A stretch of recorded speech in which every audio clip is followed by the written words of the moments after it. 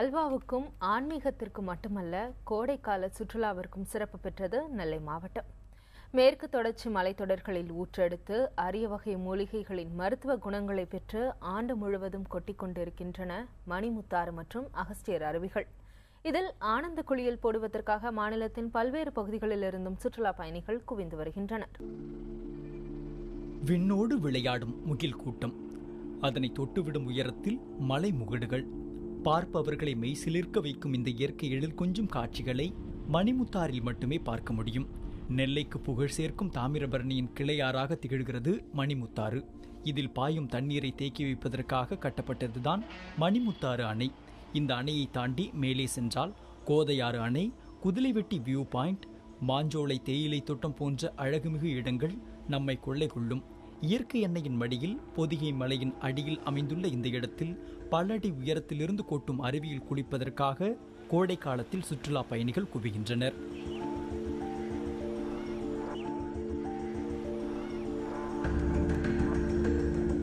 கடையிலிருந்து வரோம் நாங்கள், நல்லா சந்தோஷமாக இருக்குது குளிக்கிறதுக்கு. ஃபால்ஸ் நல்லா தண்ணி விழுது, வெயில் நேரத்துக்கு நல்லா இருக்குது. பிள்ளைகள்லாம் நல்லா சந்தோஷமாக குளிச்சாவோ, நல்லா இருக்குது, ஹாப்பியாக இருக்குது. இங்கே உள்ள வன பாதுகாப்பு அதிகாரிகள் எந்த வித இடைஞ்சலும் எதுவும் இல்லாமல் எல்லா பாதுகாப்பு நல்லபடியாக அமைச்சு கொடுத்துருக்காங்க. அவங்களும் எங்களுக்கு துணையாக பாதுகாப்பாக இருக்காங்க. அதே மாதிரி இந்த இடத்துல வந்து எந்த வித ஆட்சேபனும் இல்லை, இல்லாமல் நாங்கள் சந்தோஷமாக நல்ல முறையில் ஃப்ரீயாக குளிச்சுக்கிட்டு இருக்கோம். இங்கிருந்து சற்று தொலைவில் உள்ளது பாபநாசம் அகஸ்தியர் அருவி. ஒரு வழி பாதையில் அடர்ந்த காடுகளின் அழகை ரசித்தபடியே சற்று தூரம் பயணித்தால் இந்த அருவியை அடைய முடியும். புராதான சிறப்புமிக்க இந்த திருத்தலத்தில் 100 அடி உயரத்திலிருந்து வெள்ளியை வார்த்தெடுத்தால் போல் பாய்கிறது அகஸ்தியர் அருவி. மலை உச்சியில் பல்வேறு மருத்துவ மூலிகைகளை கடந்து வருவதால் இதில் பல்வேறு மருத்துவ குணங்கள் இருப்பதாகவும், இதில் குளித்தால் சரும நோய்கள், மனநலம் பாதித்தவர்கள் குணமாவதாகவும் நம்பப்படுகிறது. இதன் காரணமாக கோடை விடுமுறையை ஒட்டி வயது வித்தியாசமின்றி அனைத்து தரப்பினரும் இந்த அருவியில் ஆனந்தமாக குளித்து மகிழ்கின்றனர்.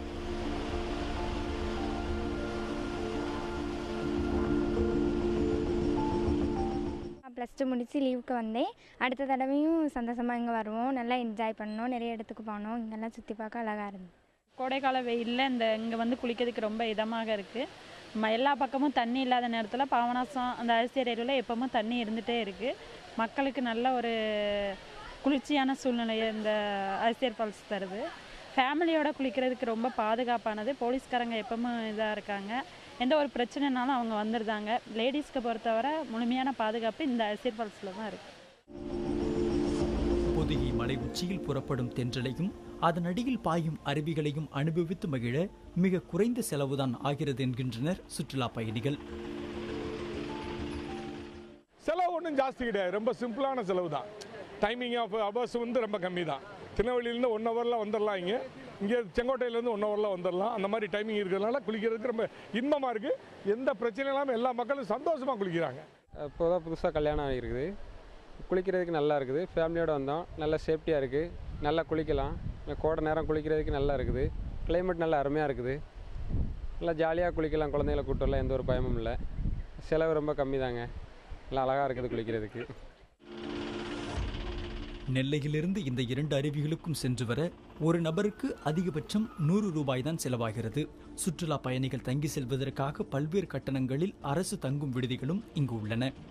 புதிய தலைமுறைக்காக நெல்லையிலிருந்து செய்தியாளர் நாகராஜன்.